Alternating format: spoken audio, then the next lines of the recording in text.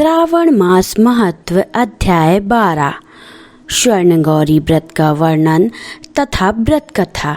ईश्वर बोले, हे ब्रह्मपुत्र, अब मैं स्वर्णगौरी का शुभ व्रत कहूँगा।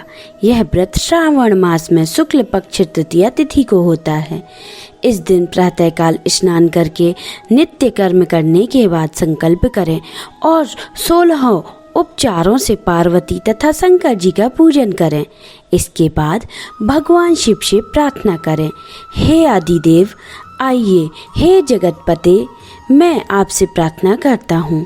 हे सर्वोत्तम, मेरे द्वारा की गई पूजा को आप स्वीकार करें। इस दिन भवानी पार्वती की प्रसन्नता और व्रत की पूर्णता के लिए दंपतियों को 16 वायन प्रदान करें और द्विज श्रेष्ठ की प्रसन्नता के लिए मैं यह वायन प्रदान करता हूँ, ऐसा कहें।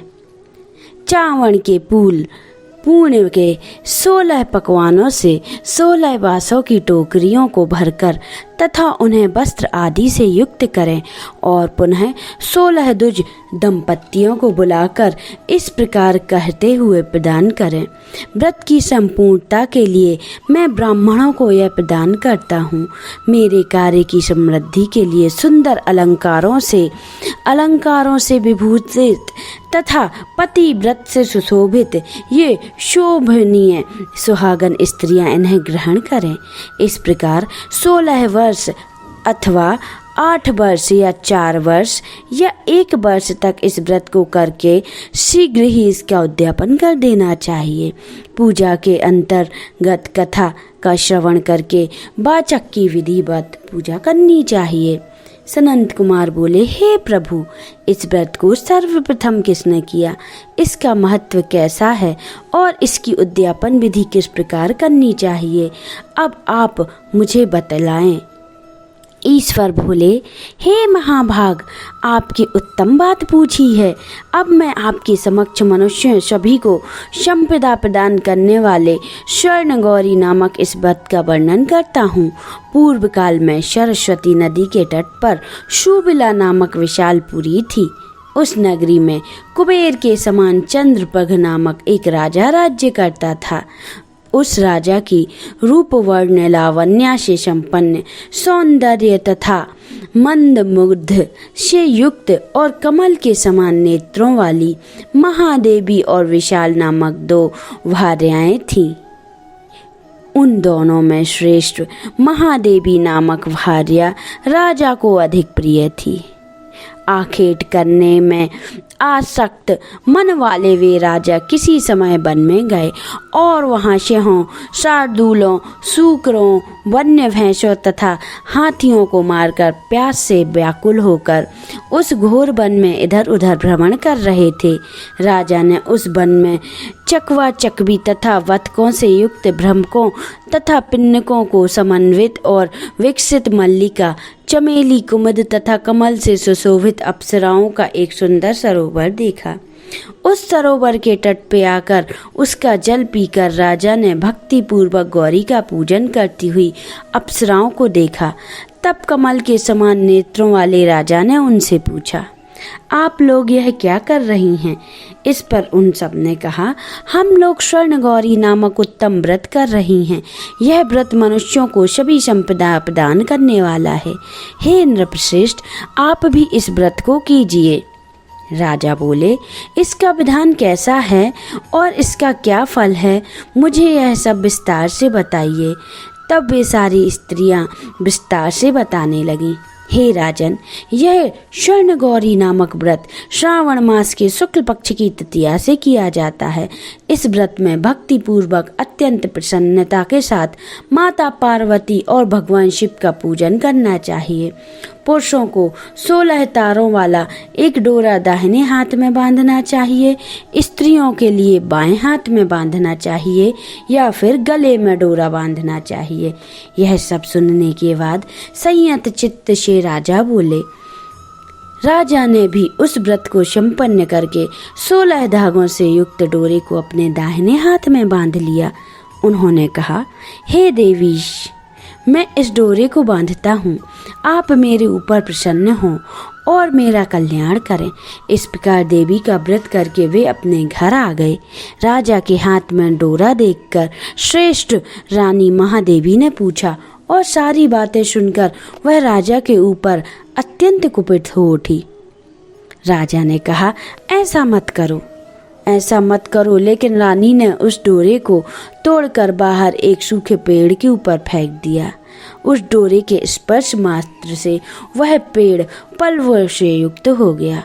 उसके बाद उसे देखकर दूसरी रानी भी आश्चर्यचकित हो उठी और उस वृक्ष पर स्थित टूटे हुए डोरे को अपने बाएं हाथ में बांध लिया। उसी समय उसे उस व्रत के महत्व से वह रानी राजा के लिए अत्यंत प्रिय हो गई। वह श्रेष्ठ रानी व्रत के उपचार के कारण राजा से यक्त होकर दुखित हो वन में चली गई। अपने मन में वह भगवती देवी का ध्यान करते हुए मुनियों के पवित्र आश्रम में निवास करने लगी। कहीं कहीं श्रेष्ठ मुनियों के द्वारा यह कहकर आश्रम में रहने से रोक दी जाती कि यह पापिन है, अपनी इच्छा के अनुसार यहाँ से चली जाओ। इस प्रकार घोर वन में इधर उधर भ्रमण करती हुई वह अत्यंत खिन्न होकर एक स्थान पर बैठ गई। तब उसके ऊपर कृपा करके देवी उसके समक्ष प्रकट हुई। उन्होंने देखकर वह रानी भूमि पर दंडवत प्रणाम करके उनकी स्तुति करने लगी। हे देवी, आपकी जय हो, आपको नमस्कार है। हे भक्तों को वर देने वाली, आपकी जय हो। शंकर के वाम अंग में विराजने वाली, आपकी जय हो। हे मंगल मूर्ति, आपकी जय हो। तब देवी की भक्ति के द्वारा वरदान प्राप्त करके और उन गौरी की अर्चना करके उसने जो व्रत किया उसके प्रभाव से रानी के पति उसे घर ले आए और उसके बाद देवी की कृपा से उसकी सभी मनोकामनाएं पूर्ण हो गई। राजा तभी से समृद्धियों को संपन्न होकर उन दोनों के साथ आनंद पूर्वक राज्य करने लगा। अंत में राजा ने उन दोनों रानियों सहित शिव पद को प्राप्त किया। जो शरण गौरी के उस उत्तम व्रत को करता है वह मेरा तथा गौरी का अत्यंत प्रिय होता है और विपुल लक्ष्मी प्राप्त करके तथा भूलोक में शत्रु समूह को पराजित कर शिव जी के विशुद्ध लोक में जाता है। यह सनंत कुमार, अब आप दत्त चित्त होकर इस व्रत के उद्यापन की विधि सुनिए। चंद्रमा तथा तारावल से युक्त शुभ तिथि तथा शुभ बार में एक मंडप बनाकर उसके मध्य में अष्टकमल के ऊपर धान्य रखकर उस पर एक कुंभ स्थापित करें। पुनः उसके ऊपर 16 पल प्रमाण का बना हुआ एक तिलपूर्ति त्राममय पूर्ण पात्र रखें और उस पर पार्वती शंकर जी की 2 प्रतिमाएं स्थापित करें। शिव जी की प्रतिमा श्वेत वर्ण की 2 वस्त्रों तथा शुक्ल वर्ण से यज्ञोपवीत्र से सुशोभित हो। उसके बाद वेदांत मंत्रों से विधि पूर्वक उनकी प्रतिष्ठा करें और भली भांति पूजन करके रात्रि में जागरण करें और इसके अंततः प्रातःकाल पूजन करने के बाद होम करें। सर्वप्रथम ग्रह होम करके प्रधान होम करें। हवन के लिए यव मिश्रित तिल घृत से पूर्ण से सख्त होना चाहिए। 1000 अथवा 100 आहुति डालनी चाहिए। उसके बाद वस्त्र अलंकार तथा गौ के द्वारा आचार्य की पूजा करनी चाहिए और वायन प्रदान करना चाहिए। इसके बाद ब्राह्मणों को भोजन कराना चाहिए, साथ ही 16 दंपतियों को भी भोजन कराना चाहिए। अपने द्रव्य सामर्थ्य के अनुसार उन्हें भूयसी दक्षिणा देनी चाहिए और अंत में हर्षोल्लास के युक्त होकर बंधुजनों के साथ स्वयं भोजन करना चाहिए। इस प्रकार श्री स्कंद पुराण के अंतर्गत ईश्वर सनंद कुमार संवाद में श्रावण मास महत्व का 12वां अध्याय संपन्न हुआ। बोलिए मंगला गौरी की जय, बाबा भोलेनाथ की जय। अगर आपने अभी तक हमारे चैनल को सब्सक्राइब नहीं किया है तो जल्दी से आप सब्सक्राइब कर लें, जिससे आने वाले वीडियो आपको जल्दी मिलते जाएं और नोटिफिकेशन बेल आइकन को प्रेस करें, जिससे आपको हमारे वीडियो का नोटिफिकेशन मिलता रहे और लाइक और कमेंट करना ना भूलें। आप सभी को नमस्कार।